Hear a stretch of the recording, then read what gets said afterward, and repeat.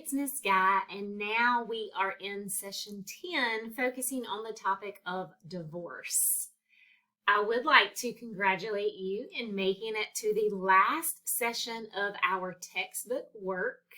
This concludes our textbook reading, course quizzes, and journals that have to do with specific textbook content. Next session, we will begin our book study of The Other Westmore. So today, let's only talk about session 10, the topic of divorce. I probably don't have to explain to you that divorce is covered in sociology of the family because it is an entity that exists that affects lots of family units. It would be unusual for me to interact with a student that doesn't have some sort of experience with a divorce happening, whether it was in their own personal family or someone that they knew or someone that they had some sort of relationship with. Divorce is a common aspect of our society that has become less and less stigmatized because it has become more and more occurring in everyday situations. So chapter 15 is going to have you read about the concept of divorce and some factors that contribute to divorce, and talk through things that happen in a family unit after a divorce. So you will read the assigned portion of chapter 15 and you will complete those particular quiz questions that are assigned to you. One thing that I do want to draw your attention to is the macro and micro divorce factors that are talked about in your textbook. So as you are reading chapter 15, you might want to pay a little bit of close attention to that section entitled Macro Factors Contributing to Divorce and Micro Factors Contributing to Divorce. And I say that because when we move into the Macro and Micro Divorce Factors journal, you are going to be sent back to that portion of your textbook. So you'll see here in the journal assignments that it says return to your text and reread the macro factors and the micro factors sections. Now, I understand that sometimes it's not as easy to return back to those particular sections. And so what I have done here is I have pulled out those sections of the textbook for you in a PDF version. And so you can click right here on this macro factors contributing to divorce and open a PDF of that particular section in the textbook in a new window. And so you can read that section.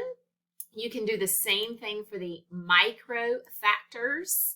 And then that way you don't have to maneuver the Sage Vantage platform to get back to the readings for the journal assignment. And I just have a reminder for you here. Macro means big, large scale, lots of things affecting lots of people, and micro means exactly what micro is, small or a very individual scale. So your journal questions are going to ask you to analyze those factors and then give me some personal reflection on them. So when we copy the information that is within the dotted lines, we are going to, I'm going to move my box here so I can show you all the things. We are going to paste that formatting into our entry box. And once we add our college level paragraph to our journal prompts, we are going to change the font. We're going to change that font color so it is easy for us to see what we have contributed. So the first question is going to ask you, of those 5 macro factors, which one do you feel is mostly to blame? And you're just going to tell me, why do you feel that? All you have to do is explain thoroughly. There is not a right or wrong answer. It is totally up to you as to how you feel that way. Same thing for the micro factors. Which one do you feel like is mostly to blame? And then the third question is going to ask you, looking at those micro factors, that contribute to divorce, which of those do you seem to struggle with the most in your own relationships? And analyze that a little bit. When you have relationships with people, which one of those micro factors is the common struggle for you? And why? Why do you feel like that might be an issue for you? And what do you think you can do to improve that in your current relationship or in your future relationships? And if you are someone that has not found yourself in a relationship that you can really relate to this question, just talk about the what ifs, the potential. Which one do you think might be your biggest area of struggle once you get into a relationship of your own, and why? And what do you think you will be able to do to improve that piece of your relationship? All right, so just as a reminder, these are 3 college level paragraphs, 1 paragraph per journal prompt question. So when you finish with that, proofread, make sure that it sounds right and everything looks good, and click that blue Save Changes button.